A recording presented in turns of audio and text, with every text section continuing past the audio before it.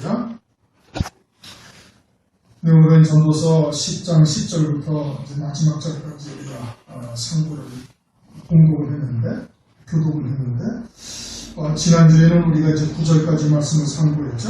죽은 파리가 향기로 같이 일어나니까, 죽은 파리라는 것은 하나님의 자녀들인데, 육과 영의 세계를 그냥 깨닫지 못하고 오락가락하면서 살다가 그 인생을 마치게 되는 자를 비유로 설명을 하는 겁니다. 파리가 더러운 곳에서 태어나서 나왔으면은 깨끗한 곳만 다녀야 되는데 그러지 아니하고 계속 더러운 곳을 왔다 갔다 하면서 깨끗한 곳을 더럽히는 이제 그와 같은 영적인 자를 말하는 것이고, 이제 4절에도 보면은 주권자가 네게 분을 일으키거든 너는 그 자리를 떠나지 말고 공순이 큰 얼굴을 경험합니다. 하나님께서 우리에게 징계나 또 징벌을 하실 때 그저 가만히 하나님의 뜻을 그대로 받아들이는 것이 그것이 허물을 경하게 한다. 그렇게 지금 말씀을 하고 있는 겁니다. 그러면서 이제 6절, 7절 같은 경우는 해 아래에서 이제 폐단인 듯한 허물인 듯한 것, 그것은 하늘나라에서의 우매자가 또 하늘나라에서의 종들이 높은 지위를 얻고 하늘나라에서의 방백이나 하늘나라에서의 부자들이 세상에서는 낮은 자리 또는 종처럼 그렇게 살고 있다. 이제 그것을 이제 솔로몬 전도자가 보고서 이제 말하고 있는 것입니다. 그러면서 이제 8절, 9절, 이제 10절로 들어가죠. 8절, 9절도 이것이 그냥 일반적인 얘기가 아니라 이제 영적인 얘기요, 영적인 말씀이요. 우리에게 이제 영생에 관한 말씀으로 주신 거예요. 돌을 떠내는 자라는 것은 이제 진리를 떼어내서 자기들의 입맛에 맞추는 이제 그와 같은 누룩을 썩는 혼잡하게 하는 이와 같은 행위를 말하는 것이고, 나무를 쪼갠다라는 것은 일반적으로 이렇게 나무를 쪼개는 자가 그로 인하여 위험을 당하고 이런 말들은 없는 것이죠. 그러니까 이것도 역시 십자가의 나무를 말할 때 이것은 저주의 대상이거든요. 십자가 위에서 주님이 처형을 당하신 것은 우리의 모든 저주를 다 받으셨다는 거고, 그러니까 우리가 이 땅에서 이제 저주가 없는 겁니다. 주님이 영원한 속죄 구원을 하셨기 때문에. 그런데 바리새적 신앙을 가지고 있는 자들이 오늘날도 죄값을 따지고 사망, 지옥 이야기하고 또 죄값으로 인한 저주로 이야기하는 것은 다 무슨 나무를 쪼개는 자예요. 주님은 이미 다 저주를 받으셨는데 그와 같은 것을 쪼개서 다시 나무 아래 다는 행위가 되어지는데 그것은 긍휼 없는 심판을 그들도 받게 되어지는 겁니다. 야고보서 2장 13절 말씀처럼. 오늘은 이제 10절부터입니다. 무딘 철 연장 나를 갈지 아니하면 힘이 더드느니라. 오직 지혜는 성공하기 유익하니라. 11절도 보면 방수를 베풀기 전에 뱀에 물렸으면 술객은 유용하니라. 그렇게 미리 준비하지 아니하면은 힘들고 또 방수를 베풀기 전에 뱀에게 물렸으면 술객은 그렇게 뱀을 제대로 잘 이렇게 훈련시키지 아니했으면은 그러면은 그 방술자가 이제 그 묘기 부리는 자가 뱀에게 물리면은 그 방술이 다 소용이 없는 것이 아니냐. 이제 그런 미리 대비를 하라. 무딘 철 연장을 가르지 않으면은 힘이 더 든다. 당연한 말씀이거든요. 그럼 그런 당연한 말씀을 하나님께서 하셨는가? 세상의 속담 같은 말씀을 성경에다가 하셨는가? 그런 것은 아닙니다. 그러니까 10절 끝부분에 오직 지혜는 성공하기 유익하니라. 이런 말씀이 앞에 이것이 그냥 단순히 철연장을 무딘 철연장을 사용하면 힘만 더 든다. 그러니까 그것을 철연장을 잘 다듬어서 갈고 다듬어서 날카롭게 만들어가지고 그렇게 쓰는 것이 좋다. 그것이 지혜라는 얘기는 아니거든요. 그렇죠? 그것은 상식화되어 있는 얘기죠. 그러니까 이 말씀도 역시 하나님의 말씀으로 우리에게 영생과 관련되어서 주신 말씀인 겁니다. 무딘 철 연장은 무딘 철 연장 나를 갈지 않으면 힘이 더 든다라는 것은 무엇을 말씀하고 있는 거니? 이사야서 41장 15절을 보면 보라 내가 너로 이가 날카로운 새 타작기계를 삼으리니 네가 산들을 쳐서 부스러기를 만들 것이며 작은 산들로 겨맞게 할 것이라.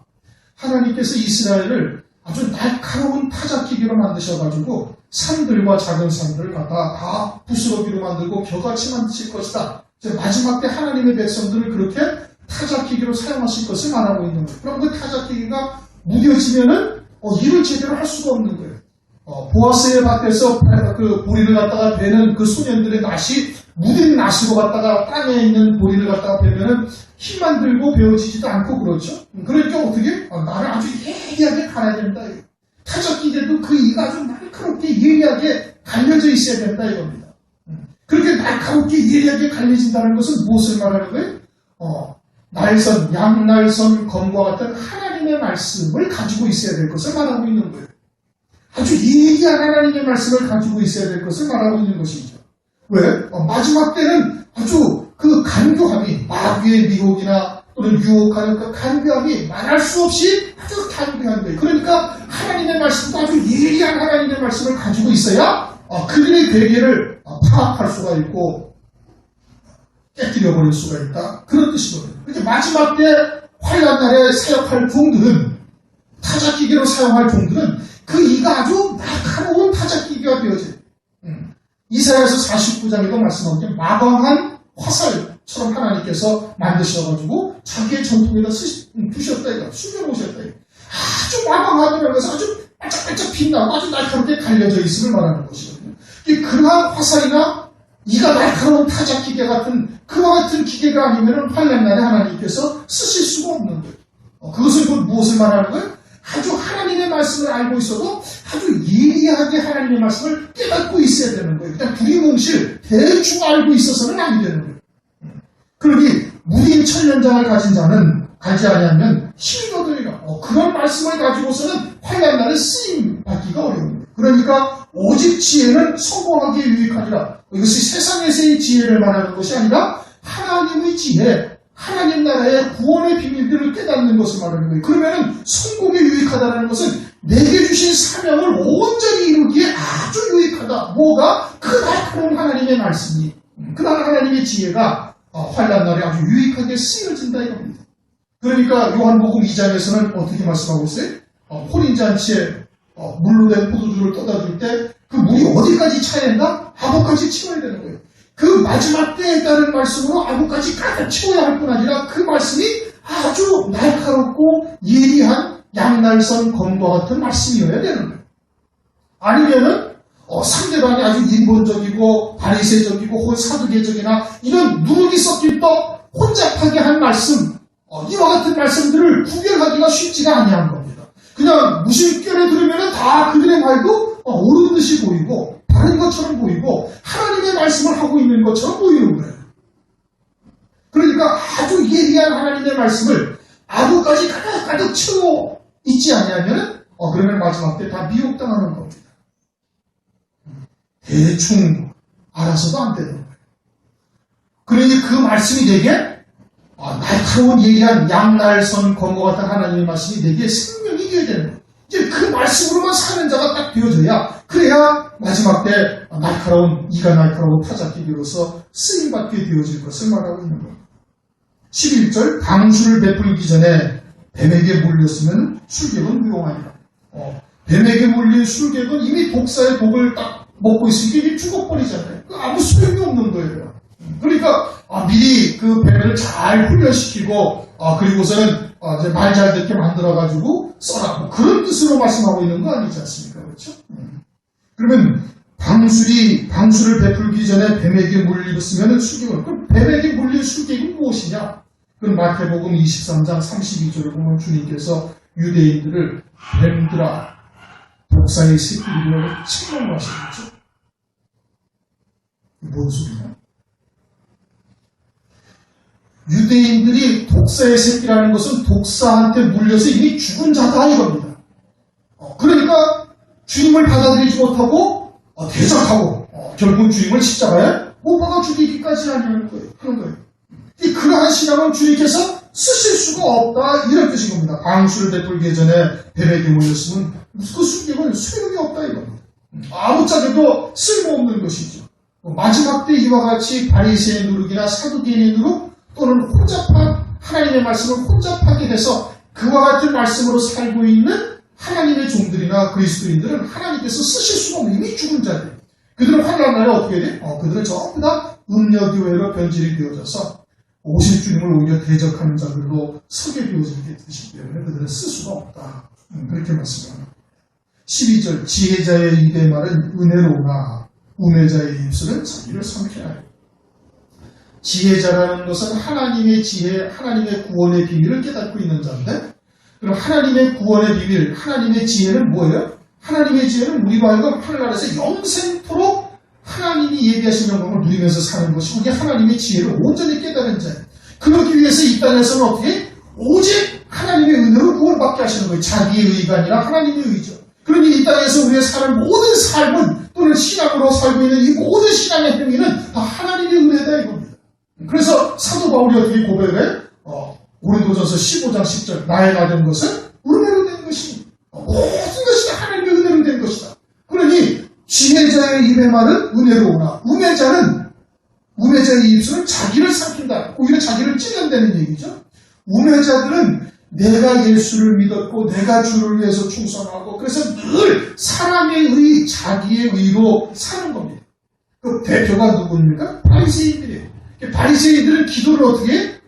누가복음 18장 11절 바리새인은 서서 따로 기도하여 가로되 하나님이여 나는 다른 사람들과 토색, 불의, 가늠한 것은 다 저들과 같지 아니하고 이 세리와도 같지 아니함을 감사하나이다. 나는 일에 2번씩 금식하고 또 소득에 11조를 드리나이다. 그러면서 자기의 신앙의 행위를 드러내고 그것으로 은근히 자랑하고 마태복음 6장을 보면 큰 길거리 어디에 서서 손을 들고 사람들이 다 들을 수 있도록 기도하기를 좋아한다 이거예요. 그래서 구제할 때도 어떻게? 구제할 때도 전부 다 나팔을 부는 거예요.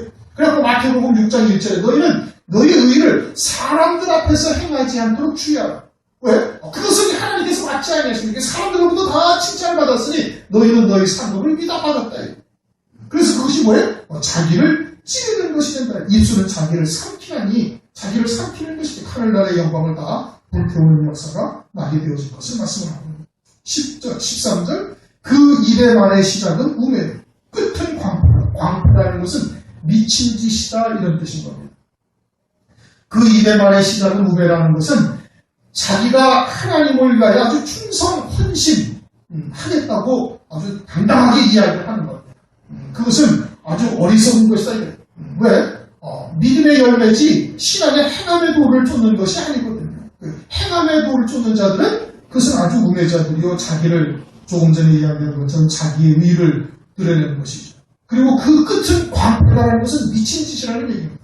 그렇게 자기를 드러내는 자는 결국 하나님의 영광보다 사람의 영광을 더 좋아하고 사람들에게 인정받으려 하고 그래서 결국은 어떻게 돼? 다 자기의 영광을 불태우는 자들이 되어지는 겁니다. 그러니 그것은 누구? 미친 짓이다. 14절 우매자는 말을 많이 하거니와 우매자들은 말이 많다. 어리석은 자, 혼잡된 말씀으로 사는 자 그들은 어떻게? 여기서도 조금 저기서도 조금 경계에 경계를 더하고 경계에 경계를 더하고 교훈에 교훈을 더하고 교훈을 더해서 여기서도 조금 저기서 조금 이사야서 28장 13절에 그렇게 말씀을 하고 있죠. 진리는 아주 단순 명료한 거예요. 깔끔해. 그런데 우매자들의 말은 고린도후서에 보면은 사람들이 하나님의 말씀을 아주 혼잡하게 했다 이거예요. 수다한 사람들이 하나님의 말씀을 혼잡하게 해요. 여기서도 조금 가져오고 저기서도 조금 가져오고 그래가지고 하나님의 말씀을 아주 복잡하게 만들어 놓고 또 하나님의 말씀을 사람들의 말과 같이 섞어서 이야기를 하고 있는 거예요. 그래서 세상의 이해와도 많이 들고 또는 세상의 현자들의 말도 많이 섞고 그리고 말이 많은 거예요. 우매자는 말을 많이 하거든요. 사람의 장래를 알지 못하다니 시우사를 알게 할 자가 누구냐. 아무리 세상의 현자들, 철학자들 또는 아무리 그런 세상에 많은 사람들의 이야기를 가지고서 그런 것을 많이 배워가지고 섞어서 하나님의 말씀에 전했다 할지라도 실후사, 육신의 장막을 떠난 뒤 하나님 나라의 일은 아무도 모른다. 그걸 하나님만이 하시는 거죠. 하나님만이 아시는 것이고 성령으로 말미암아 하나님의 말씀을 통해서 하나님의 지혜를 받은 자만이 그것을 알 수가 있는 거예요. 그러니 세상의 지혜를 아무리 많이 가지고 세상의 많은 현자들의 지식을 많이 배웠다 할지라도 그들은 성경을 통해서 그 하나님의 나라를 절대 볼 수가 없는 겁니다. 뭐 박사학위를 가졌다 할지라도 하나님의 말씀을 가지고 하늘나라의 비밀들을 깨달을 수가 없는 그것은 전혀 다른 거예요. 그렇게 욥기서에도 말씀하고 노인이라고 지혜로운 것도 아니고 공의 나이가 많이 먹었다고 해서 공의를 행하는 것도 아니고 총명은 하나님께서 주시는 거예요.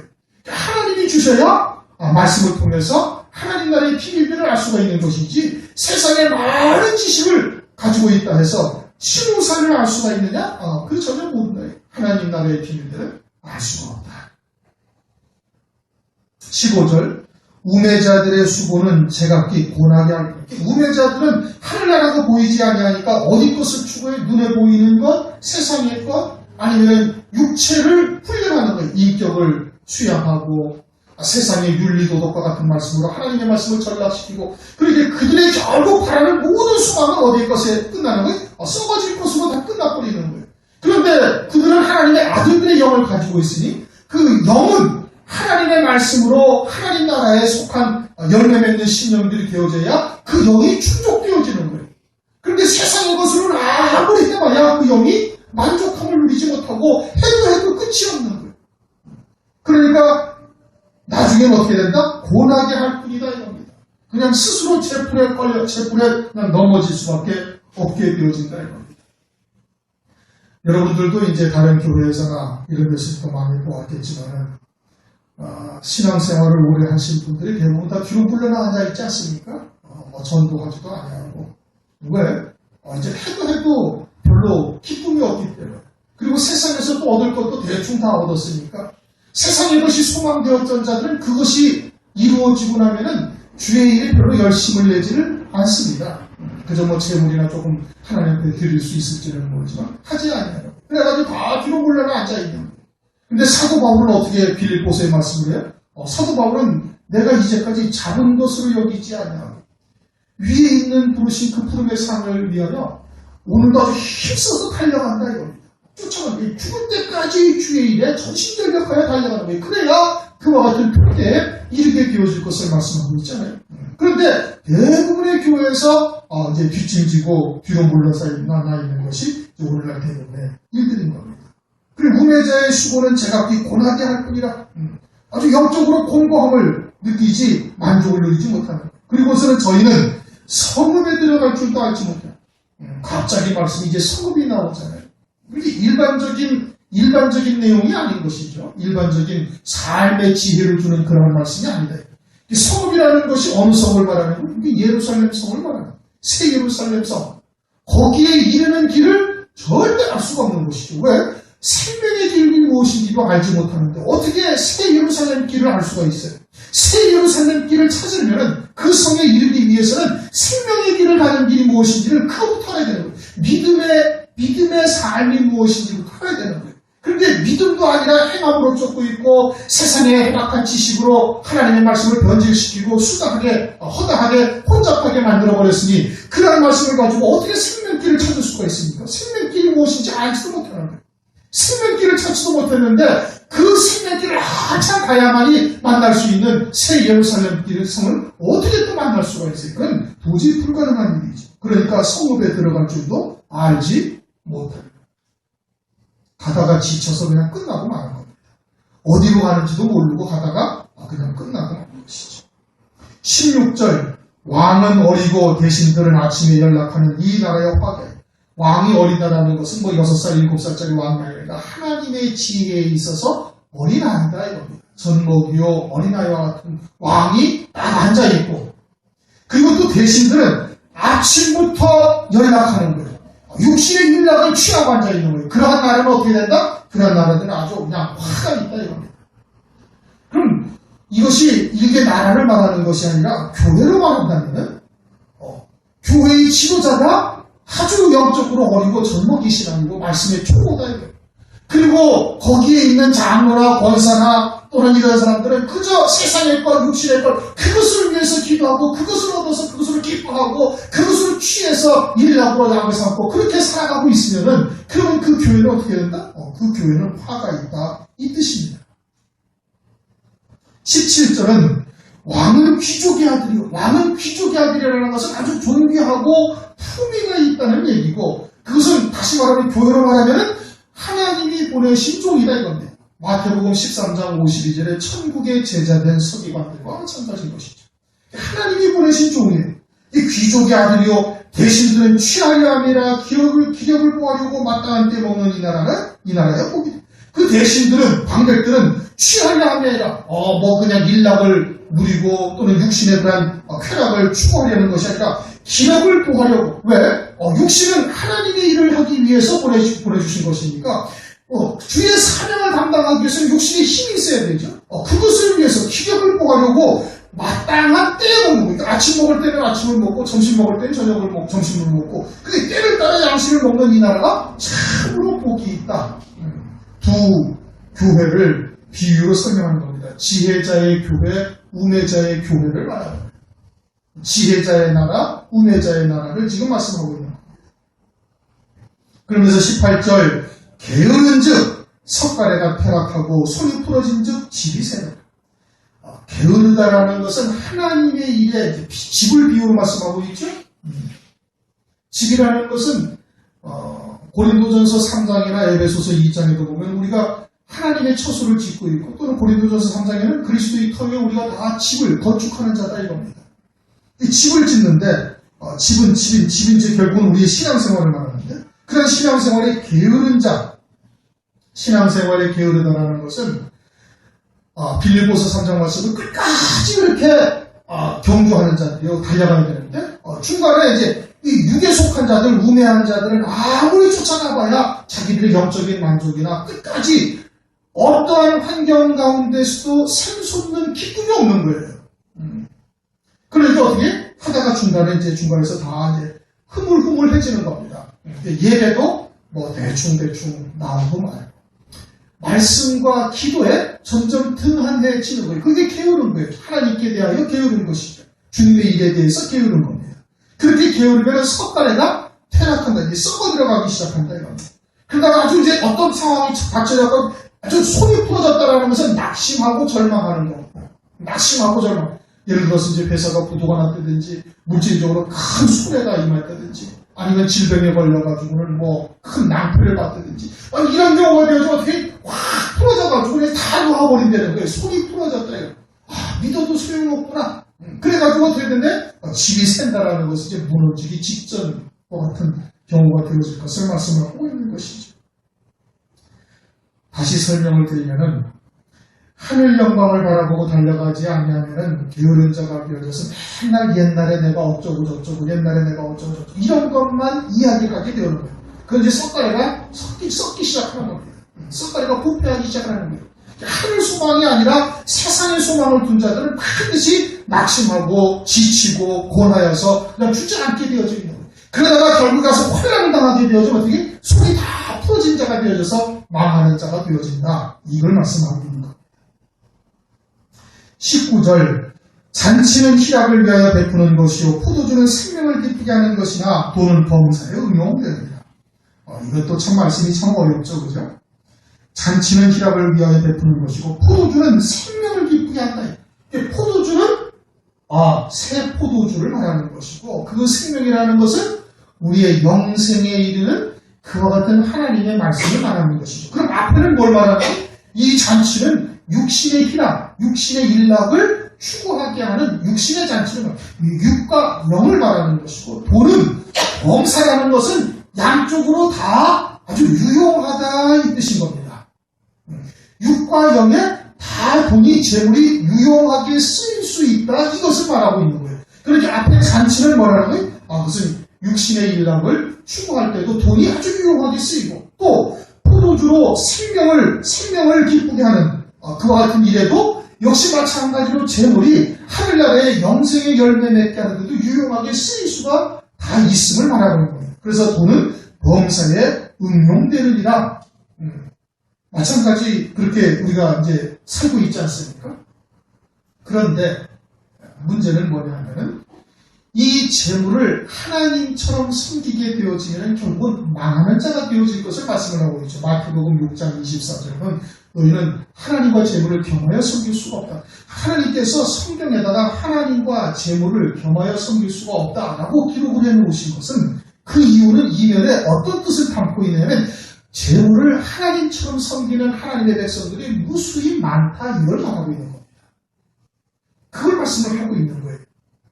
그 하나님과 재물을 겸하여 섬길 수가 없다. 나는 하나님을 섬기고 있죠. 하죠. 표면적으로 다 하나님을 섬기고 있는 거예요. 그 세상에다가 얘기하는 거 아니에요. 교회와 세상을 비교해서 말씀하고 있는 게 아니에요. 교회에다가 하신 말씀이거든요. 구원받은 하나님의 자녀들에게 하신 말씀이에요.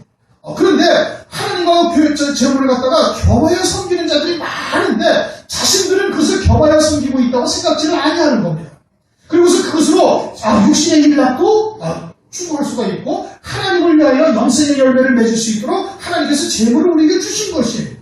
그런데 하나님께서 그렇게 주신 재물을 갖다가 재물을 더 사랑해서 하나님보다 재물을 더 사랑하고 하나님의 자리에 재물을 올려다 놓고 사는 자들이 많이 있음을 말하는 것이고 그렇게 살게 되어지는 자들은 그것을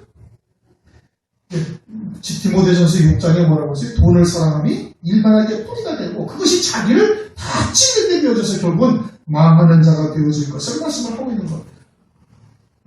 그러니 재물이 하늘나라에 열매 맺는 일에 아주 유용하게 사용될 수는 있지만 그러나 그 재물을 신앙의 목적으로 삼아서는 절대 아니 된다. 그런데 마귀는 어떻게 해요? 마귀는 그것이 우리의 신앙의 목적이 되도록 하는 거예요. 거기에서 벗어나지 못하도록 온갖 방법을 다 쓰는 겁니다. 예수님을 시험하실 때 마태복음 4장에 천하 만국의 영광을 보여주지 않습니까? 천하 만국의 영광을 보여주는 거예요. 그것은 다 마귀에게 이미 하나님께서 이제 넘겨준 것이죠. 아담이 마귀의 말을 듣고 마귀의 종이 되니까 베드로후서 2장에 3장에 말씀하거든요. 이긴 자는 진자는 이긴 자의 종이다. 아담이 마귀의 종이 되어지니 아담에게 주었던 모든 다스리는 것에도 다 넘어간 거예요. 그래서 누가복음에 이 마귀가 이것을 내게 넘겨주었다 이겁니다. 아담에게 주었던 건데 그것이 아담이 마귀의 말을 듣고 마귀의 종이 되니까 마귀에게로 다 넘어온 것이에요. 그래서 내가 원하는 자에게 준다 이거. 이렇게 네가 나에게 경배하면 내가 이 모든 것을 네게 주리라. 그렇게 마귀가 시험하잖아요. 그러면 예수님은 시험을 받아야 성자 하나님이 되시는 분 아니에요. 그분은 그냥 하나님 그분 자체세요. 육신을 입으셔도 40일을 금식하셔야 능력을 받으시는 분도 아니셔요. 40일에 금식하시는 것이나 그 시험을 받는 모든 것이나 다 우리를 위해서 받으신 것이고 우리에게 장차 그리스도 안에 있는 자들이 그와 같은 마귀의 시험이 있을 것을 우리에게 알려주시는 거예요. 마귀가 무엇을 가지고 어떻게 시험하는지를 알게 하시는 거예요. 그러니까 그것을 이길 수 있는 길은 그리스도 안에서 그리스도께서 이기신 방법을 통해서 우리도 이겨나갈 수가 있는 것을 보여주시는 거거든요. 그렇게 승리하라 이 뜻인 겁니다. 주님은 그렇게 금식을 하셔야 하나님의 아들이 되고 금식을 해야 능력을 받으시고 이러는 분이 아니라는 말씀입니다. 또 마귀한테 시험을 받아서 이기셔야만 하나님의 아들로 인정되시는 분도 더더군다나 아니에요. 그러니까 그와 같은 시험을 우리가 결국은 마귀로부터 계속해서 하나님의 자녀들이 그러한 시험을 받을 것을 우리에게 알려주시는 겁니다. 그런데 마귀는 늘 그와 같은 것으로 우리에게 아주 그냥 신앙의 목적을 삼도록 천하만국의 영광을 보여주면서 혹은 그것을 갖다가 싹 덮어서 그것이 한이 맺혀가지고 그것만 위해서 살아갈 수밖에 없도록 만들어버리는 것이 마귀의 교묘한 수작이다 이겁니다. 그러니까 누가복음 21장에도 뭐라고 했어요? 생활의 염려로 너희 마음이 둔하여지지 않게 하라. 그러다가 불현듯 주님의 재림을 맞이할 수 있다. 그러니까 거기에다 신경을 써서는 안 되는 거예요. 그것이 우리의 목적이 되어져서는 안 되는 거예요. 재물이 목적이 되어지면 어떻게 돼? 신앙생활 다 그냥 끝나버리는 거예요. 마귀는 오늘날 최고의 권세가 그걸 가지고 흔드는 겁니다. 누구에게? 성도들에게. 그러니까 주님께서 마태복음 6장에 계속 너희는 먹을 거 입을 거 마실 거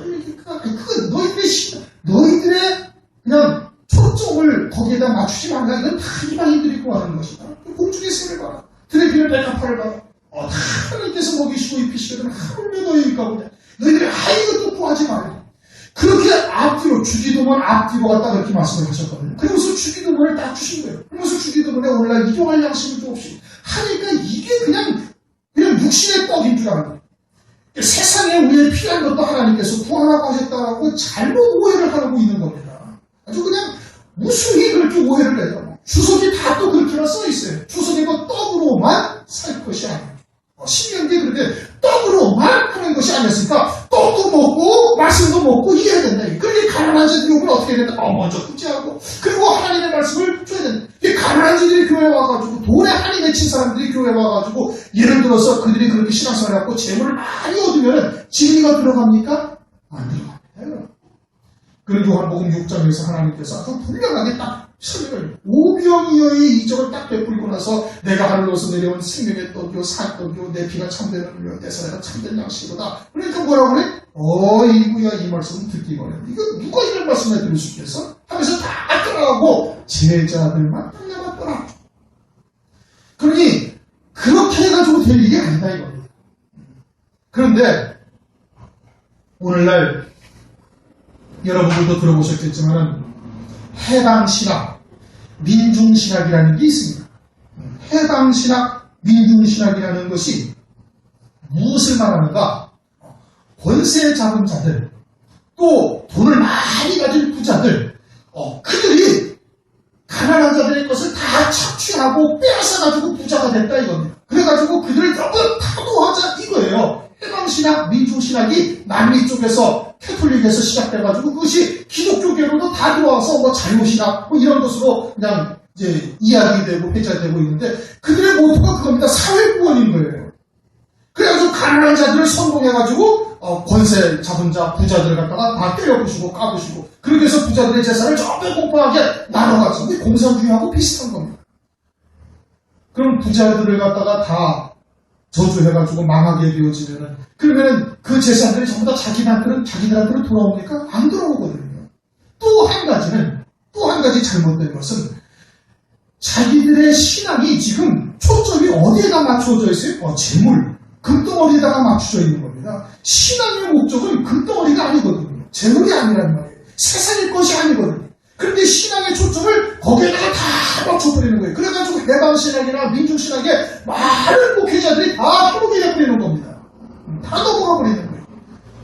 그래가지고 교회가 영혼 구원이 아니라 세상의 구원이 돼버리는 거예요. 가난한 자들의 편에 서가지고 교회가 일을 해야 된다, 대모를 해야 된다. 그건 하나님의 뜻에 합당치가 아니한 겁니다. 왕의 권세는 하나님이 주신 거니까 그 권세에 우리가 순종할 수 있어야 되는 거예요. 악한 자라도 하나님께서 주신 것이죠.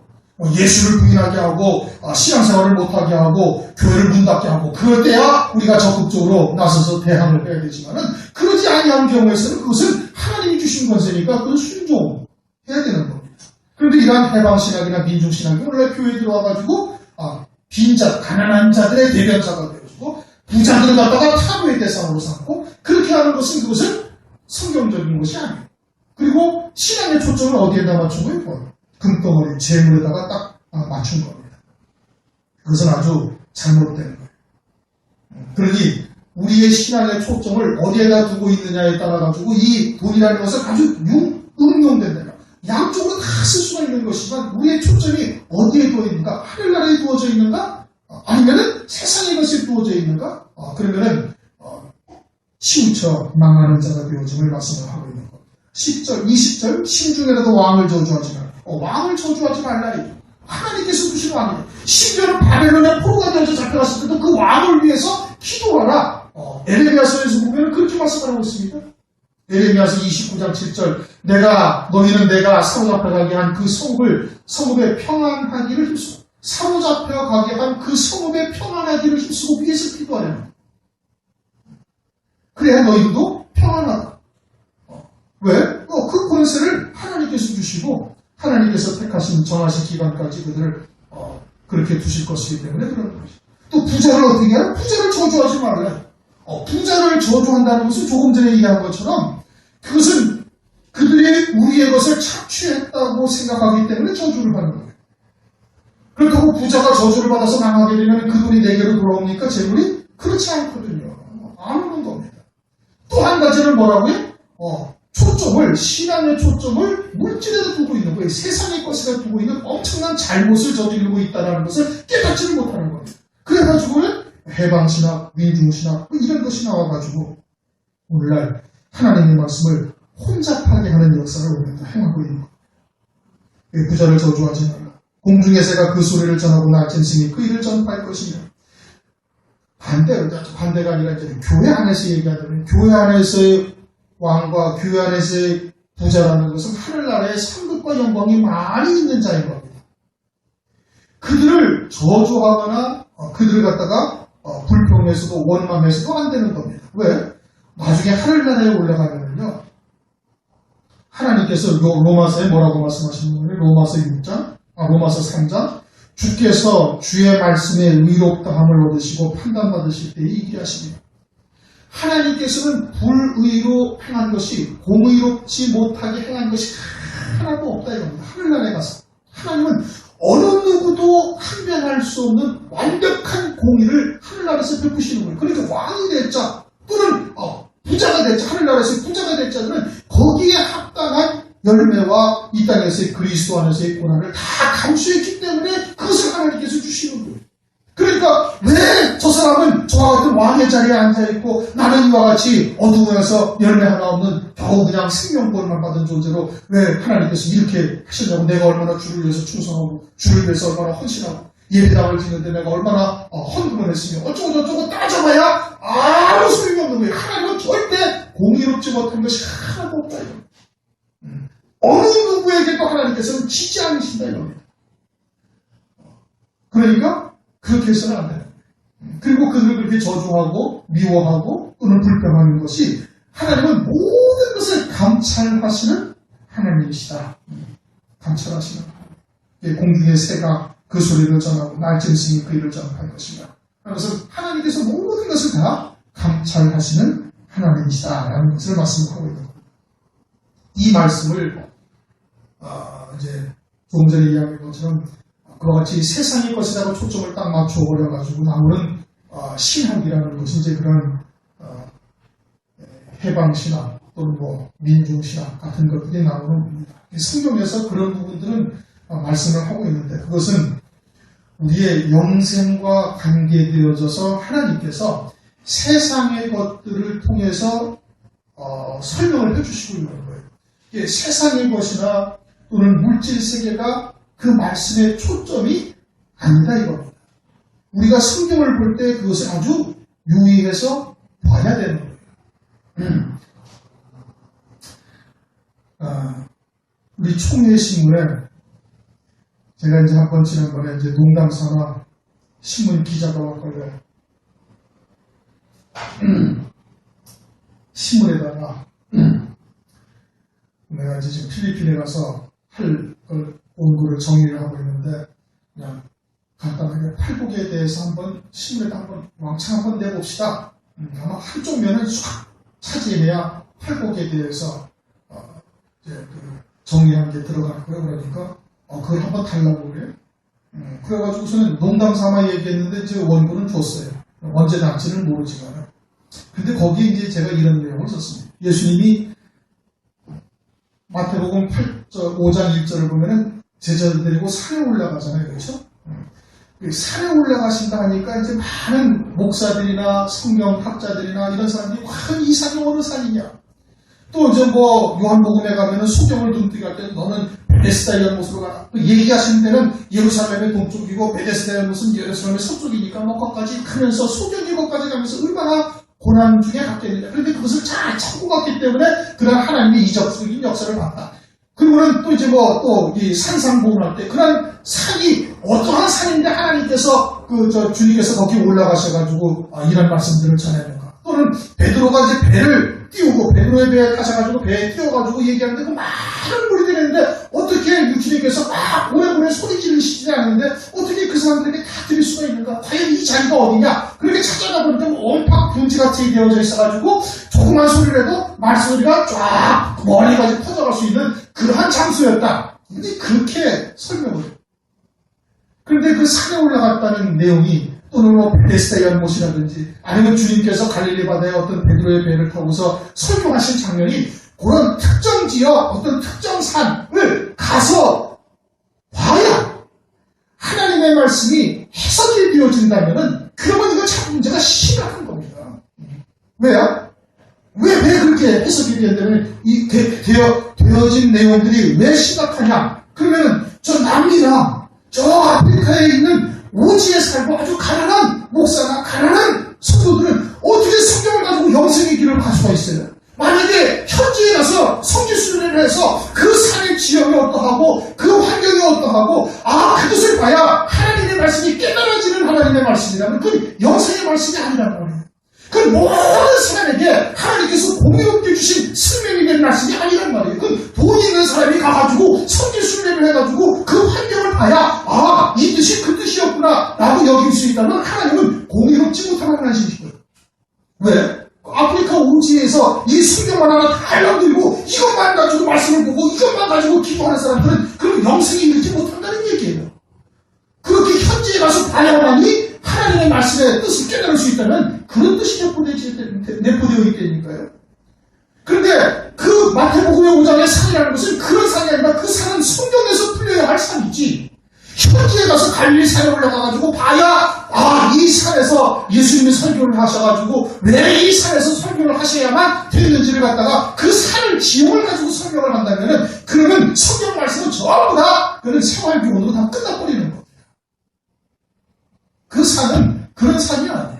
그 산은 따로 높은 산을 말하는 것이고 새 예루살렘 성을 보면 크고 높은 산에 제자들만이 거기 올라가는 그와 같은 산인 것을 말하는 것이 말씀하시는 것이지 그 산이 어떤 산이고 그 산의 지형이 어떠하고 여기서 하나님 주님께서 이렇게 설교를 하셔야 이게 딱 맞았던 그와 같은 환경을 설명하는 것은 그것은 아주 그건 말도 안 되는 소리인 겁니다.